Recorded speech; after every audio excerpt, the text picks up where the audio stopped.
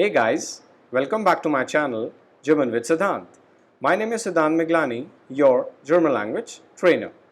In today's video, I'm going to teach you the concept of days, months and seasons in German language, followed by the explanation both in singular and plural forms. So, let's begin the session. Days, months and seasons. In today's session, I'm going to do the translation for days, months and seasons from English to German language, both explained in singular and plural forms.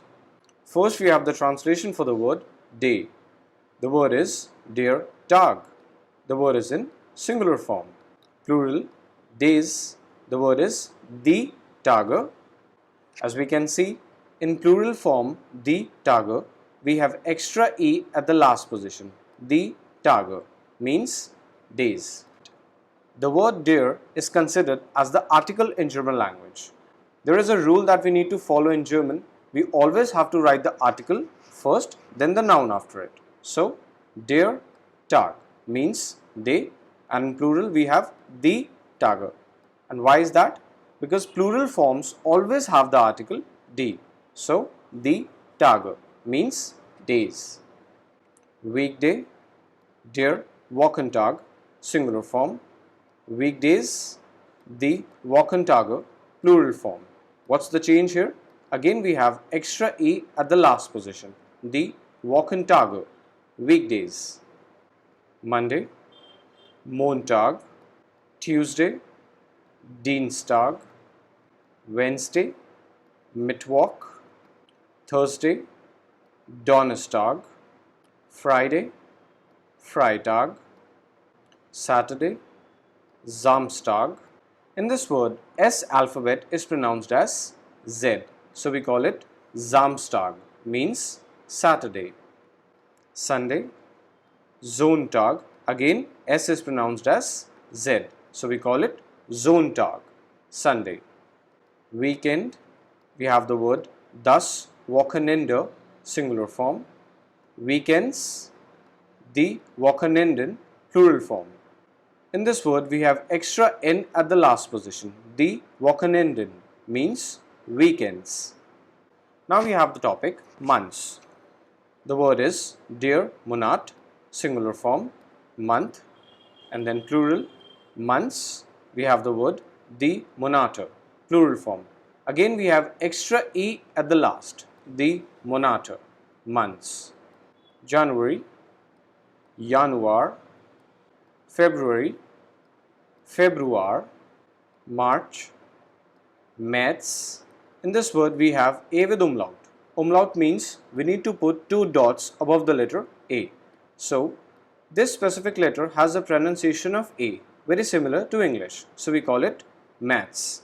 And the last letter of this word Z, which is pronounced as S. So we call it März, means March. April, April, May, May, June, Juni. Again we have a slight change in the pronunciation. J alphabet in German has the sound of Y. So we call it Juni, means June. Next, July, we call it Juli. Again, J is pronounced as Y, so we call it Juli, means July. August, August.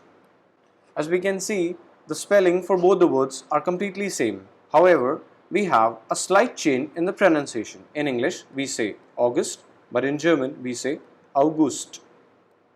September, September. Again, the spelling for both the words are completely same, though we have a change in the pronunciation.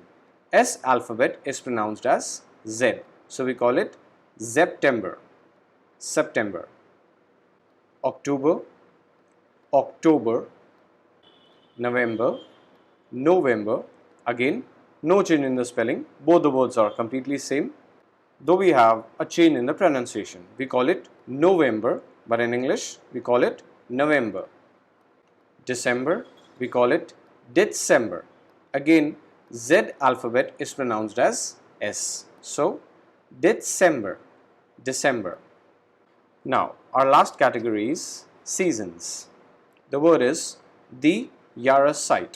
The word is in singular form, means season, then plural form, seasons. We call it die Jahreszeiten. The chain we have in this word is en at the last position. Die Jahreszeiten means seasons.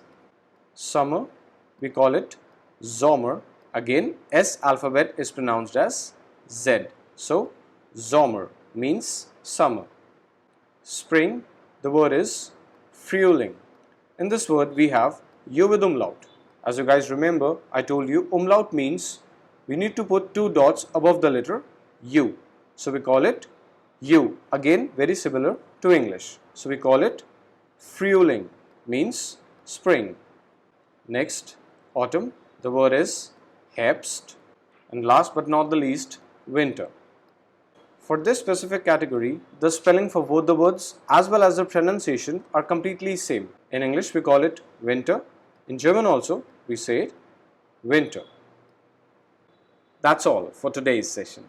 In today's lesson, the translation and pronunciation for days, months and seasons were a bit similar to English. If I talk about German vocabulary, this is one of the easiest topics that I've come across. To understand this topic properly, just devote 10 to 15 minutes to it to get the complete concept. Thanks for watching the lesson. Goodbye.